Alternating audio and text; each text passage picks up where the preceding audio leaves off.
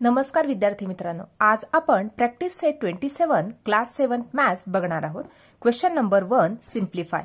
First example 7⁴ multiply by 7 square. आता या ठिकाणी आपल्याला जो बेस दिलेला आहे तो बेस सेम आहे। या ठिकाणी 7 हा बेस आहे, त्याचा घातांक 4 आहे। त्याचप्रमाणे 7 हा बेस आहे आणि 2 हा त्याचा घातांक आहे किंवा त्याची पॉवर आहे।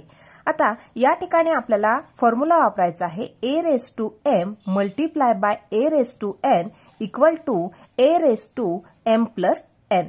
म्हणजे या ठिकाणी जर बेस सेम असेल तर त्यांची जी पॉवर दिलेली असते त्या पॉवरची आपल्याला ऍडिशन करायची आहे।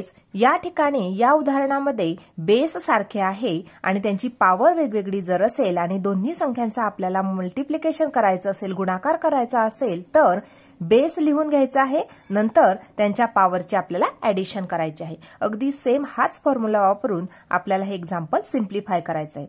बघा आता या ठिकाणी 7⁴ multiply by 7 square equal to 7⁴ + 2 equal to 7�6। या ठिकाणी आपल्याला आन्सर मिळाला आहे 7�6। सेकंड एक्झाम्पल बघणार आहोत -11⁵ मल्टिप्लाय बाय -11�2। आता या ठिकाणी सुद्धा त्यांचा बेस सेम आहे। -11 हा बेस दोन्ही ठिकाणी सेम आहे, म्हणून आपण काय करणार, त्यांची जी पॉवर दिलेली आहे त्या पॉवरची आपण ऍडिशन करत असतो। Therefore -11⁵ multiply by -11�2 equal to -11⁵ + 2 equal to -11�7। म्हणजे या ठिकाणी आपल्याला -11�7 हे आन्सर मिळालेलं आहे।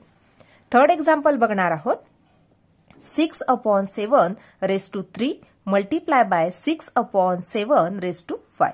या ठिकाणी सुद्धा 6/7 हा बेस आहे। देअरफॉर एक्झाम्पल लिहून घ्यायचं आहे 6/7⁻³ मल्टिप्लाय बाय 6/7⁵ इक्वल टू 6/7�3 + 5। म्हणजे या ठिकाणी आपण पॉवरची काय करत आहोत, ऍडिशन करत आहोत, इक्वल टू 6/7⁸. या ठिकाणी आपल्याला हे आन्सर मिळालं। पुढचं उदाहरण बघणार आहोत -3/2⁵ मल्टिप्लाय बाय -3/2⁵. आता या ठिकाणी सुद्धा या उदाहरणामध्ये -3/2 आणि या ठिकाणी सुद्धा -3/2 म्हणजे दोन्ही ठिकाणी ही जी संख्या आहे सेम आहे, म्हणजे बेस सेम आहे। बेस जर सेम असेल तर आपण त्यांच्या पॉवरची ऍडिशन करत असतो किंवा इंडेक्सची ऍडिशन करत असतो। देअरफॉर या ठिकाणी सुद्धा a⁻m multiply by a⁻n equal to a⁻m+n या फॉर्म्युल्याचा आपण वापर करणार आहोत। Therefore -3/2⁵ multiply by -3/2⁵ equal to -3/2⁵ + 3। दोन्ही इंडेक्सची किंवा पॉवरची आपण ऍडिशन केली, इक्वल टू -3/2⁸. हे आपल्याला आन्सर मिळालं। नेक्स्ट एक्झाम्पल बघणार आहोत a⁻16 मल्टिप्लाय बाय a⁻7। बघा आता या ठिकाणी सुद्धा सेम फॉर्म्युला वापरणार आहोत a⁻16 multiply by a⁻7 equal to a⁻16 + 7।